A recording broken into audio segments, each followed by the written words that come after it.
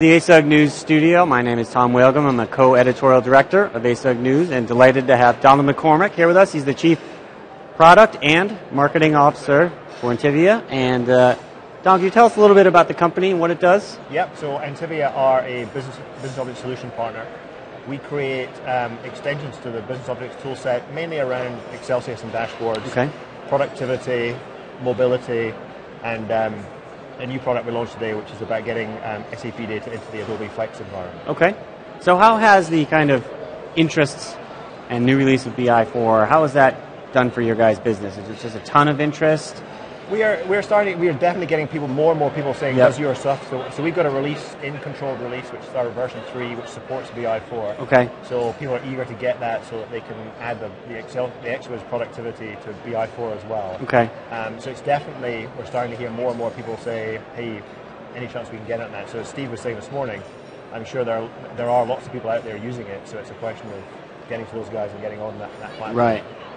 So one of the 4 presentations, I think, or sessions you're doing here, and we're keeping you nice and busy, is on big data. And that's the top of a lot of people's minds, especially as we watch SAP bring it all together, the big data and the business analytics, bring that together. Tell us about what your customers are experiencing now when you go in and have those conversations with them about big data. Where are they? I know it's hard to generalize, but where are they? I think the first thing to say about big data is sort of big data means different things to different people. Mm-hmm. In fact, we're as human beings, we don't understand big data because the sheer volumes, like what's a petabyte, how big is a petabyte, and is 100,000 rows big, is 1 million rows big. So people sort of tend to, I've got a big data problem. It turns out not to be a big data problem, or they don't think it's got a big data problem, and they have. So not all terabytes are created equal? Is that what you're saying? Well, not all problems are terabyte problems, right? And not all terabyte problems are sort of real big analysis problems. Okay.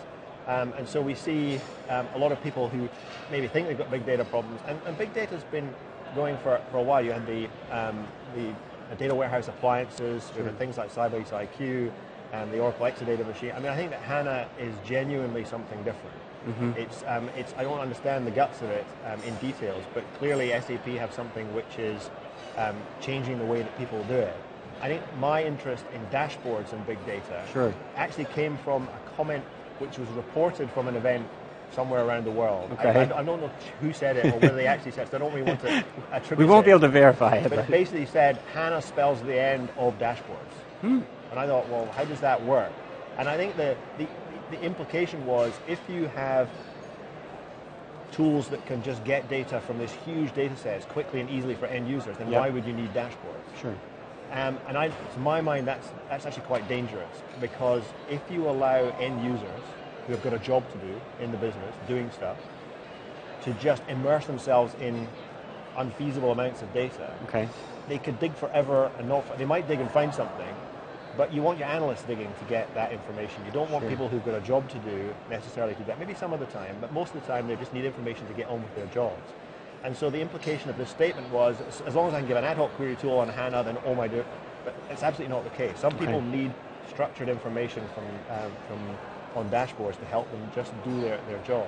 Okay. There was a great quote from Andreas Bitterer, the Gartner analyst, back in April. He said, business intelligence is not there to let you know, it's there to let you act. Right? If you just know stuff, the world hasn't changed. If you act, your business, the world has changed. And that's what, in my view, dashboards should be about. It should give people enough information and enough navigation over that information to take the next step in whatever their job entails.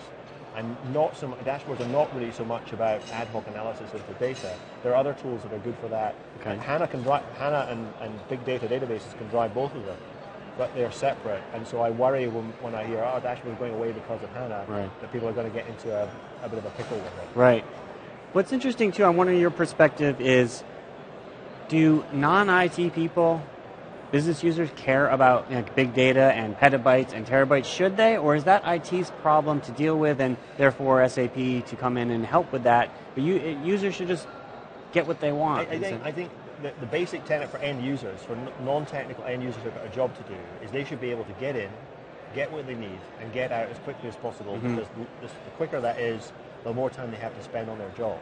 Yep. Now that's aside from analytic workflows where people have full-time jobs doing analysis, and indeed many people nowadays spend some of their time doing analysis. But for the operational pieces of the business, you need to basically get the information. And to a certain extent, you're right that people shouldn't need to worry about that. It's a back-end task to sort that out.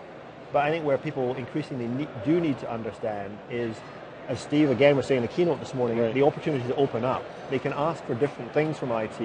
Now there's questions that or requirements that before would have been laughed out of court are now realistic. And so it's helping end users understand what is possible and what's not possible. Right. And it could well be that a dashboard roams over a vast HANA database for an end user, but it's likely to be one where it's going down a very specific path to drive a specific piece of specific piece of business behavior. Okay, great. And one of the things I say in the presentation tomorrow is this sort of catchphrase about what have dashboards, the weather, baseball, and big data got in common? Right. And so a classic example of that, I think one of the best examples of a big data dashboard is the weather site that I use. I live in the UK, I use the BBC weather site. So I come into this really nice graphical page, it engages me. I can see at a glance what the next 5 days are going to be. I might drill into what the next 24 hours, so I can click and do that. Sure. I'm going away for the weekend, I can drill across to another area. Yeah, you're right. I can maybe get a little map of a little more analysis.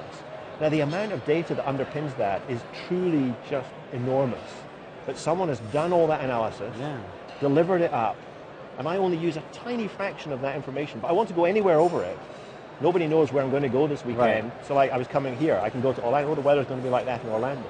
I need a tiny sliver of that information, but I need it through an efficient front end.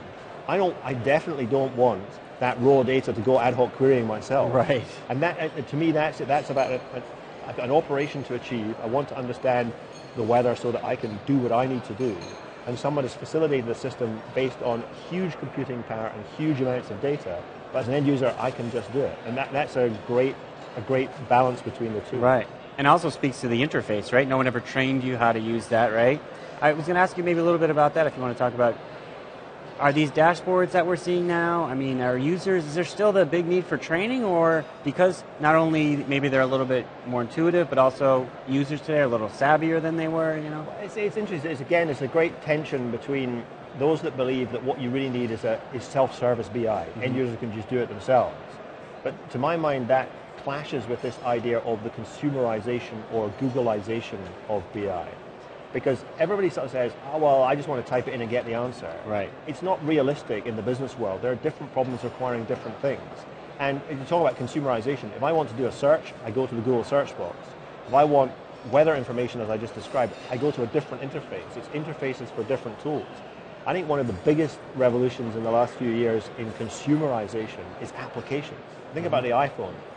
You download little chunks of capability for specific tasks. Right. You love them because they look nice, but you keep them because they do a job in your life. Right, exactly. And I think more and more sort of BI away from analysis, so this BI that drives people to act, should become more polished, more structured, more encapsulated, so that an end user picks it up like a weather dashboard. I can just use it because it fits the task that I'm doing. I don't have to think.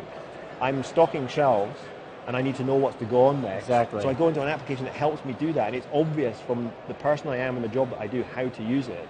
But that requires a lot of upfront thinking, and it does require specific things, and it's at the opposite end of the spectrum from self-service BI. Right. But I have a strong view that if you're talking about the people at the operational edge of the business, the people who actually minute by minute do the jobs which make the business go forward rather than the people who plan at the center, sure. I say they just need information to make their jobs more effective. It's almost like rendering a decision from having to think about it to just reading from a list. I should do this, I should do this, I should do this. If that list is driven by the analytics, then it's driving good behavior. I don't want people to have to think. I want people to be effective at the point of delivery. That's a great quote. That's a great point. It's very similar to the baseball thing. Is the film out at the moment is Moneyball, about the Oakland A's and how they did all this data analysis that helped them compete on a much lower budget because they realized that the gut feel that everybody had for how baseball works was maybe flawed, and statistical analysis revealed there were other things you should look for. But the important thing again is somebody took that data. Now, whether it was a big data problem or not doesn't matter. It was a set of data that really mattered to their business. Someone analyzed it, and the output of that was sort of like a dashboard that said, by player A, by player B, by player C. The people who are operationalizing it don't have to worry about the data. They just get the output that makes them do the most efficient thing for the... And I think that the dashboard HANA combination means that there'll be more possibilities. You do this huge analysis in HANA to find out what is effective, and then use that same data to drive the dashboard to actually makes that effective behavior come real in the hands of the people who make the business run. It's got to be a good combination. If you get it wrong and try to get these people sticking their heads in that, you end up in what we all know, which is how often have you gone onto the web looking for something, an hour later, you haven't found it, you've been distracted by an hour stuff. doing stuff, right. and you've got a whole bunch of information which is interesting, but not useful to the task in hand. And it's that idea of getting information to people which is really driving them and is useful, rather than stuff that's just of interest. Great. Well, thank you very much for stopping by the news studio. We appreciate No it. Next up on ASUG News, Courtney's going to be back up with an update on Crystal Report's Influence Council. So come back. Thanks again. That was great. We'll just hang here for a sec.